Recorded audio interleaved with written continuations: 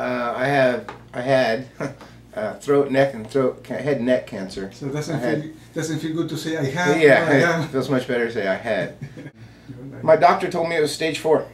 4. Yeah, and my doctor there told me that the standard practice was to have chemotherapy, radiation, and I would have to have a tracheotomy. I would have to have a feeding tube. I met with Dr. Wolfstein, and he introduced me to the staff, to the people down in the radiation department, the people in the hypothermia department. Everybody was really nice and seemed like kind of like a family atmosphere. Dr. Wolfstein, he sat me in his office and he answered questions and he talked to me about the procedure here. And it wasn't like most doctors, you go in, you got 4.5 minutes, they say their thing and you gotta go. Sorry, I got somebody else. We talked for probably a half an hour. And next Monday is your last treatment? Yes, Monday is my last treatment. So this is the way you look when you finish the treatment? This is it. Sorry, people. It don't make you any prettier, but at least makes you feel better.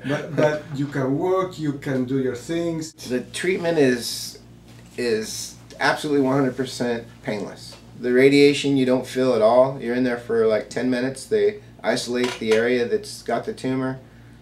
Never felt a thing. You could hear the machine clicking on and off and doing its thing. And then the hypothermia, you either get microwave heat or you get ultrasound heat, and both of those are really comfortable.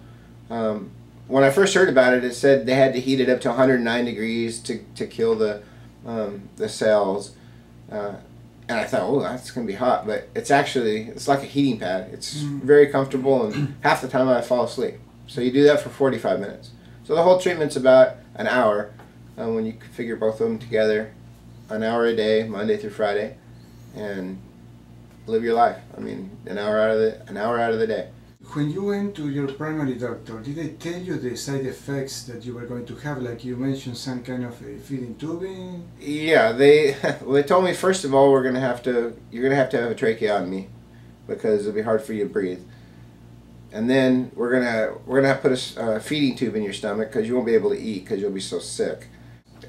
My mind was thinking, oh my gosh, what is this? This is horrible. The lady came in and told me about chemotherapy and some of the side effects you'll have with that. You know, your fingernails will turn blue, or you know, you'll get sick. You'll have this, you'll have that. So it was not the way to go for sure. I'm so happy that my sister found this place. When I'm down waiting before radiation, in the waiting room before hypothermia, sometimes you'll have to wait 5 or 10 minutes before you get in. You hear a lot of the people saying that they are so glad that they're here and they had gone through chemotherapy first, you know, and how horrible it was and how different it is, and they didn't get any better. And now they're getting better, and it's so much easier, and you hear all the time about, you know, it must be a money thing with chemotherapy and the drug companies, the pharmaceutical companies. That I mean, this should be everywhere. You shouldn't just have this in Southern California.